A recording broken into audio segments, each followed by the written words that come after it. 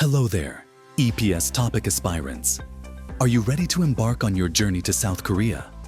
Whether you're taking the 𝗂𝗵𝗱 topic exam for the first time or applying for the 2025 edition, making sure you have everything in place is key. Today, we are going to guide you through the important steps you need to take for the 𝗂𝗵𝗱 topic registration process. So, let's get started and make sure you're fully prepared. All right, let's begin with the important reminders for 𝗂𝗵𝗱 aspirants. As you set your sights on taking the 𝗂𝗵𝗱 topic, there are a few things you need to keep in mind to ensure a smooth registration process. We don't want any mistakes. That could delay your dream of working in South Korea. So let's start with the first crucial reminder. Let's kick things off with one of the most important things: preparing your passport and photo. Now, make sure you're paying attention to these key details because they're critical to your success. First up, your passport. It might seem simple, but it's a big deal. You'll need to submit a clear scanned copy of your passport's data page, the first page. Now, here's the catch. Make sure the image meets the format requirements. Do not use a smartphone photo and avoid editing or adjusting the exposure. Any edits could lead to rejection, and we definitely don't want that. And speaking of images, let's move on to your ID photo. This is just as important as your passport. When it comes to your ID photo, make sure it's a formal 3.5 by 4.5 centimeters picture that was taken within the last 6 months. Use a white background and wear formal attire. No casual wear here. Plus, it must meet specific format guidelines. So, edited photos or ones with filters. A big no-no. Remember, this photo represents you in your official application, so make it count.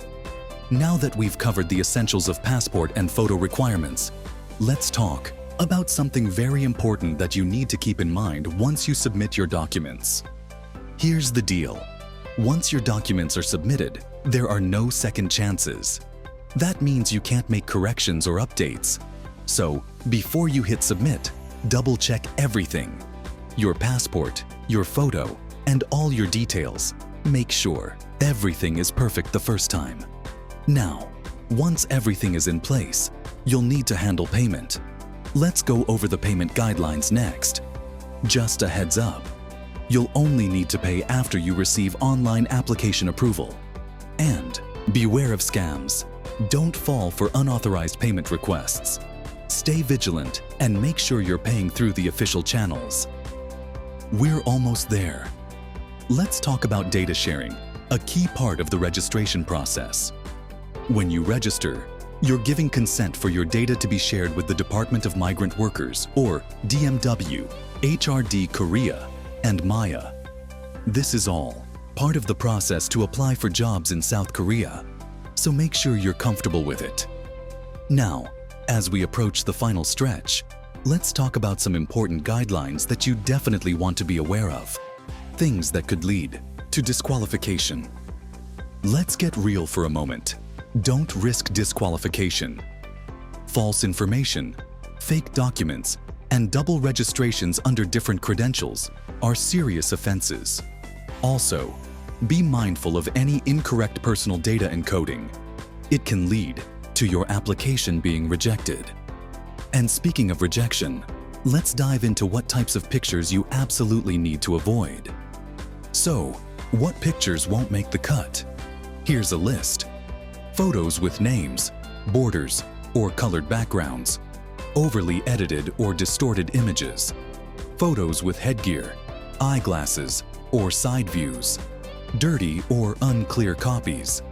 Photos cropped or copied from passports.